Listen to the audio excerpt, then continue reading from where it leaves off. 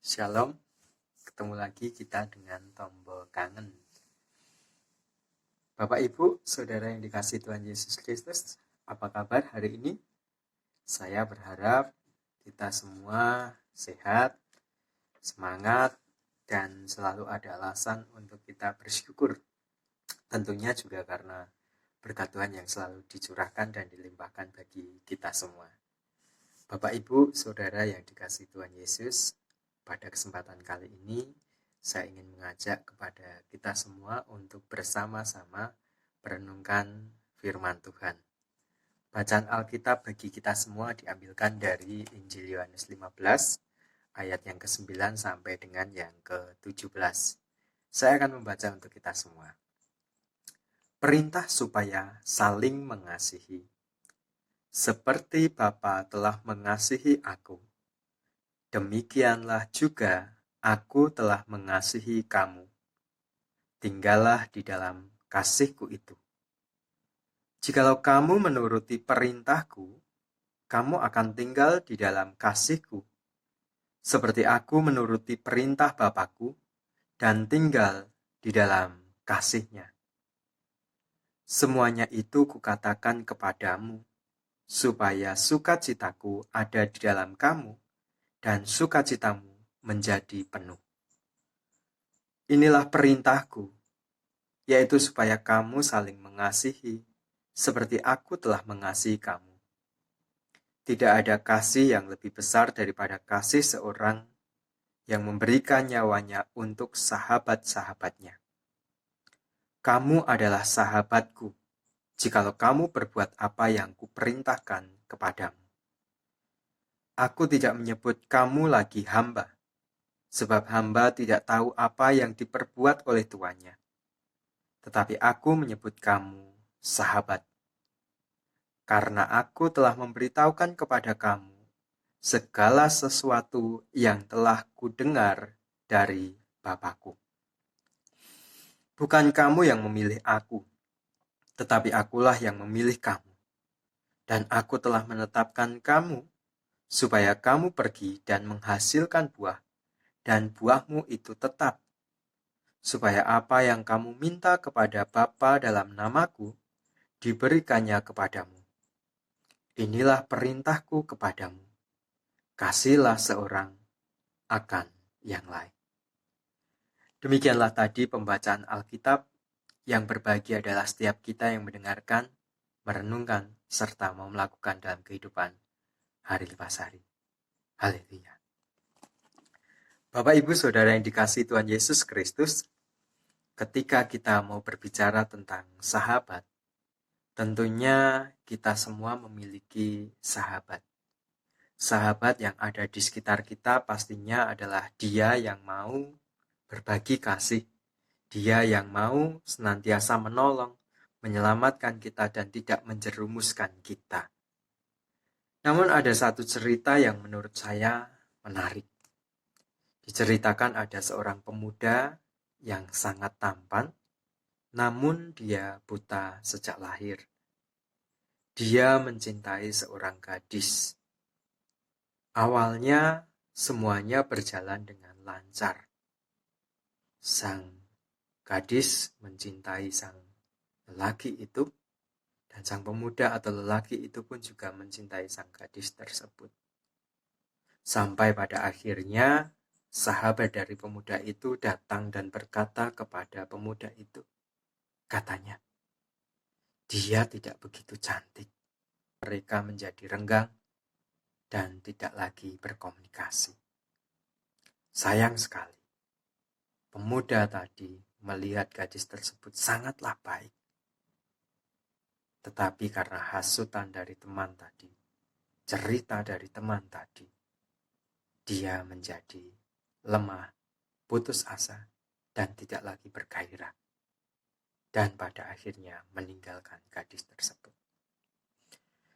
Bapak, Ibu, Saudara yang dikasihi Tuhan Yesus Kristus, ketika kita mau mencoba untuk merenungkan cerita tadi, ternyata ada juga, banyak juga teman, rekan, sahabat kita yang bisa saja malah menjatuhkan atau menjerumuskan kita. berbeda sekali dengan apa yang disampaikan Tuhan Yesus dalam bacaan Alkitab yang kita dengarkan tadi. Di dalam bacaan Alkitab tadi dikatakan bahwa Tuhan Yesus tidak lagi menganggap para muridnya sebagai hamba. Tuhan Yesus menganggap para muridnya sebagai sahabatnya. Dan bukan mereka, para murid, yang memilih Tuhan Yesus, tetapi Tuhan Yesus sendiri yang menyediakan diri untuk menjadi sahabat para murid-muridnya.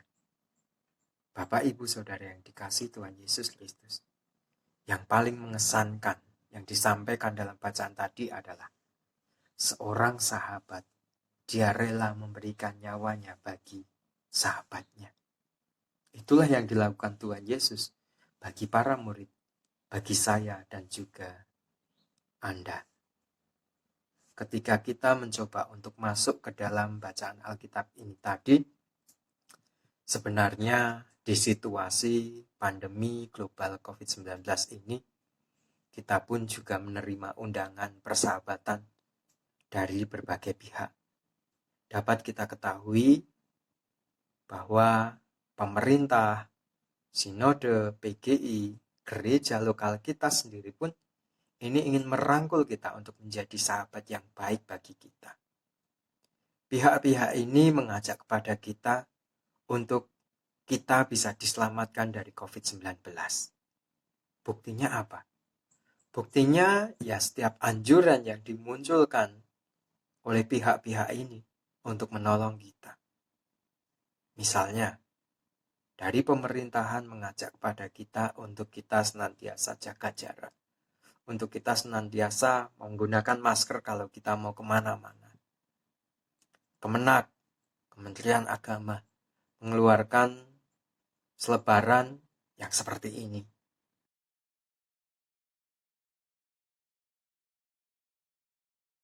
Sinode GKJ mengeluarkan selebaran atau memberikan masukan kepada gereja-gereja yang seperti ini.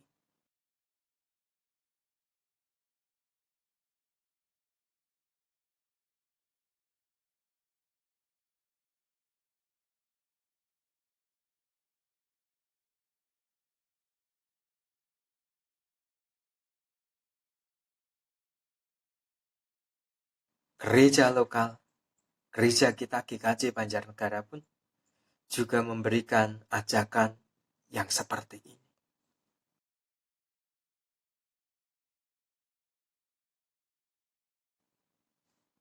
Tidak hanya itu saja, PGI pun juga ingin menjadi sahabat bagi kita, memberikan selebaran yang seperti ini.